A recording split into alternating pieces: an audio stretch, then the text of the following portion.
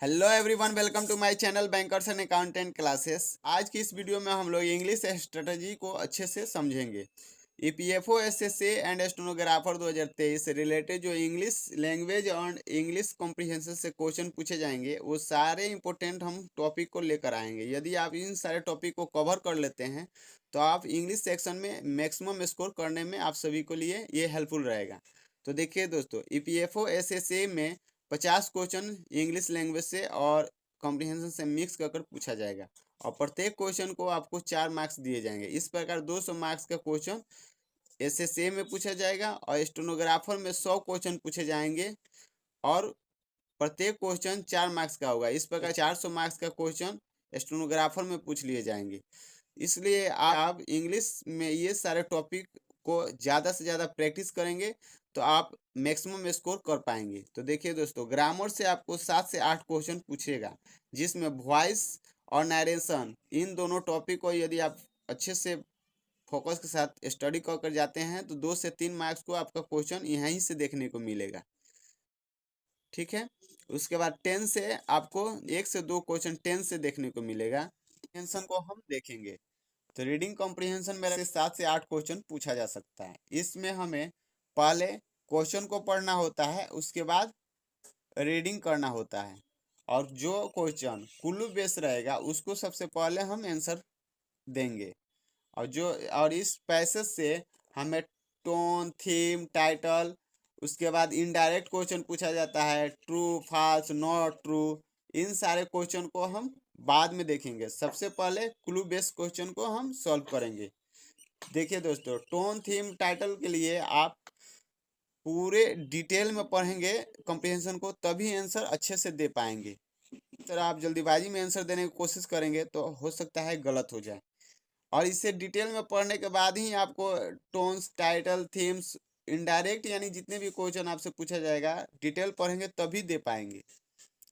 मैं तो बोलूँगा कि रीडिंग कॉम्प्रिहेंशन आप बाद में ही बनाएं तो अच्छा रहेगा। उसके बाद देखिए क्लोज टेस्ट है।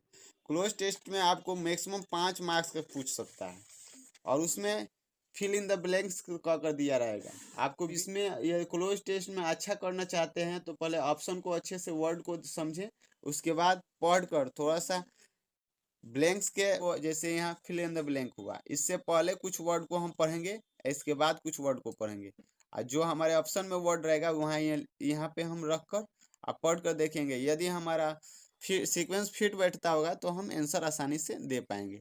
ये क्लोज टेस्ट आसान होगा, आसान पूछा जाएगा आपसे।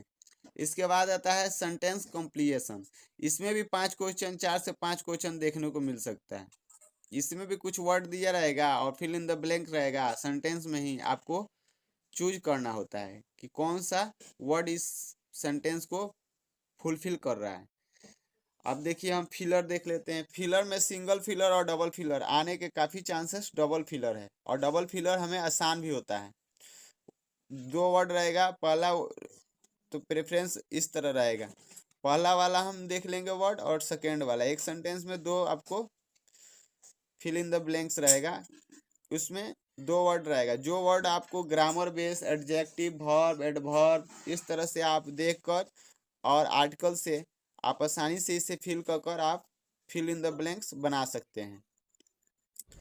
वर्ड यूजेज से आपसे 2 से 3 मार्क्स का क्वेश्चन देखने को मिलेगा। वर्ड यूजेज सबसे पहले आप बनाएंगे क्योंकि ये बहुत आसान होता है।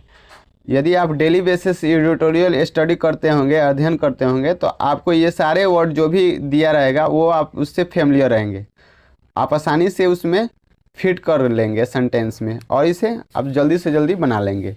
इससे आपको कॉन्फिडेंस बिल्ड होगा। तो फ्रेजल वर्ब यदि आप एडिटोरियल पढ़ते होंगे तो ये भी आसानी से कर पाएंगे।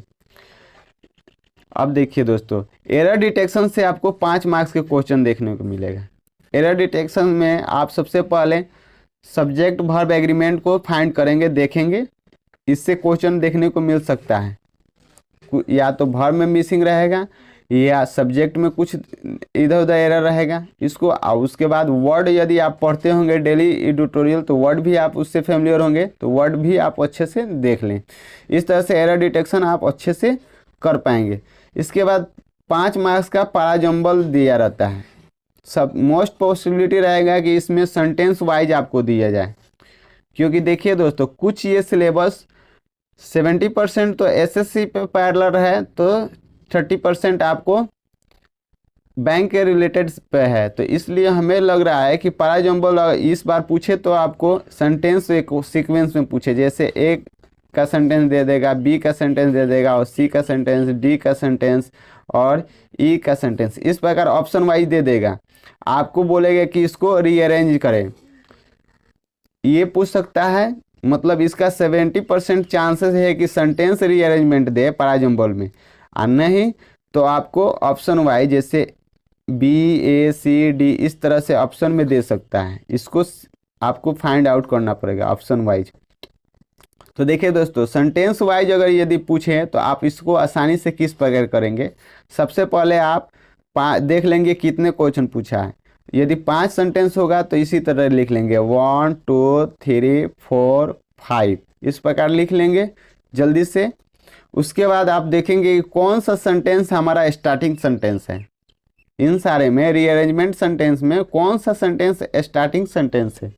लेकिन याद रहे, इसमें सबसे पहले आपको इसमें कंजक्शन आपको बहुत हेल्पफुल करेगा, जैसे but, while, as, for, etc इत्यादि से आप रिलेटेड दूसरे सेंटेंस को आप कनेक्ट कर पाएंगे। ठीक है।